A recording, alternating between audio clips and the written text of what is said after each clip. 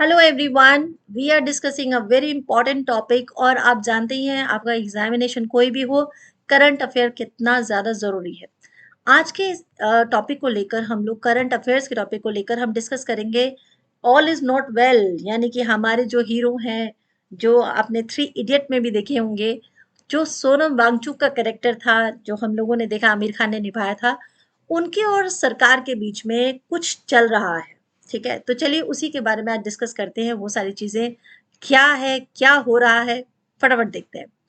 तो अगर देखिए ऑल इज नॉट वेल, तो ये आजकल बहुत ट्रेंड में है। क्यों है ये ट्रेंड में? आखिर सोनम वांगचुक और सेंटर के बीच में क्या खटपट चल रही है, इसी बात को और अच्छे से हम समझेंगे। सोनम वांगचुक जो है वो है कौन, और क्या वो नरेंद्र मोदी के खिलाफ है? तो ऐसा तो नहीं लगता। तो फिर लद्दाख इज डाइंग, ये जो है ये टॉपिक इतना ज्यादा क्यों ट्रेंड में है, ये वीडियोस इतने ज्यादा क्यों ट्रेंड में है?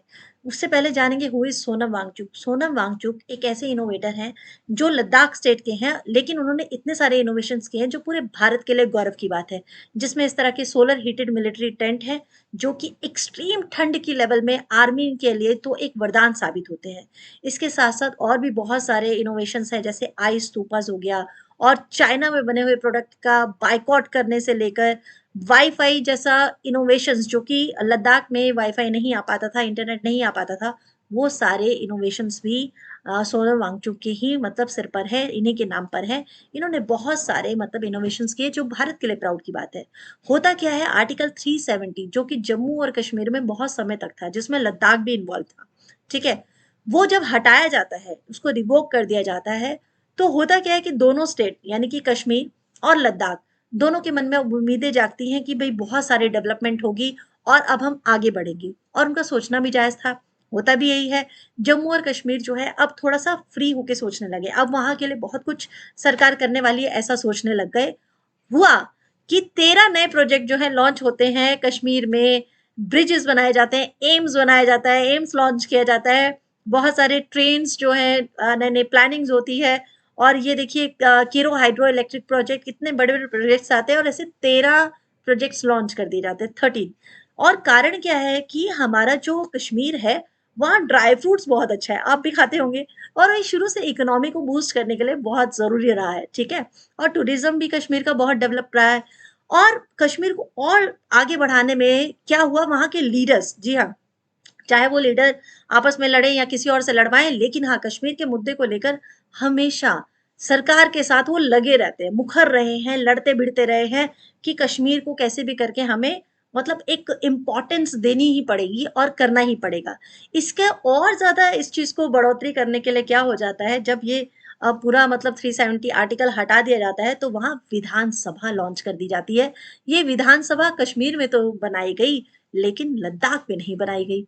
और विधानसभा का होना बहुत बड़ी बात होती है। विधानसभा में आपके सारे मुद्दे, आम जनता के मुद्दे मिनिस्टर्स के पास पहुंचती है, मुद्दों के ऊपर चर्चा होती है, नए नए प्रावधान निकाले जाते हैं, सॉल्यूशन निकाले जाते हैं। तो विधानसभा की इंपॉर्टेंस तो बहुत ज्यादा है। पर ये विधानसभा जो यहाँ पर आती है, कश्मीर को मिलती है, लेकिन लद्दाख को नहीं मिलती है। इसके भी थोड़ा सा ये कारण जो है ये बहुत इंपॉर्टेंट हो जाता है, क्योंकि हमारा जो लद्दाख है वो बहुत ही एक, कह सकते हैं कि नेचर जो है उसमें बसती है। पूरे भारत का सबसे ब्यूटीफुल जो नेचुरल व्यू है, वो हमें लद्दाख में जाके जरूर मिलता है। लेकिन जब हम देखते हैं कि कश्मीर के लिए तो विधानसभा है, लेकिन लद्दाख के लिए नहीं है, तो सोनम वांगचुक बहुत सारे डिमांड्स करते हुए ये कहते हैं कि भाई 6 शेड्यूल लागू किया जाए, स्टेटहुड दे दिया जाए लद्दाख को, क्योंकि अगर स्टेटहुड देंगे तो यहाँ पे भी बढ़ोतरी होगी, यहाँ पे भी विधानसभा बनेगी और डेवलपमेंट होगी। इसी डेवलपमेंट के चलते वहां पर डिमांड हो रही है, 6 शेड्यूल की मांग हो रही है।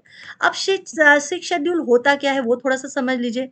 6 शेड्यूल जो होता है उसमें डिमांड्स क्या होती है, हमारे देश में ना बहुत सारी जनजातियां हैं, और ये जनजातियां हमारे देश की, हमारे पास्ट की धरोहर है, बहुत इंपॉर्टेंट है हमारे लिए, ठीक है। और उनके रहन सहन के कुछ कुछ नियम है, उनके कुछ अपने लॉज हैं, ठीक है। और उन लॉज को बनाए रखना, उन लॉज की इज्जत करना, कॉन्स्टिट्यूशन में उनके लिए प्रावधान दिए गए और 6 शेड्यूल बनाया गया, जिसमें उनकी जो जितने अधिकार हैं उनकी सुरक्षा की जाए, उनकी रक्षा की जाए। और चूंकि लद्दाख में भी बहुत सारी जनजातियां रहती हैं, बहुत सारे अलग अलग जनजातियों के लोग बसते हैं, तो वहां पर भी डिमांड की जा रही है कि ठीक है, अब हमें स्टेटहुड दे दिया जाए, अब हमें 6th शेड्यूल के अंदर लाया जाए, तभी हम डेवलप कर पाएंगे, हमारे यहाँ नौकरियों का प्रावधान तभी बढ़ पाएगा, क्योंकि यहाँ पर अफसरशाही तो है, लेकिन स्टेट के लिए या किसी भी चीज का मतलब आम जनता के लिए कोई भी उत्तरदायी नहीं है, मतलब कोई भी आंसरेबल नहीं है। इसकी वजह से वहां की जो जनता है, वहां के जो लोग हैं, वो अपने लिए खुद अब लड़ने के लिए आगे आ रहे हैं।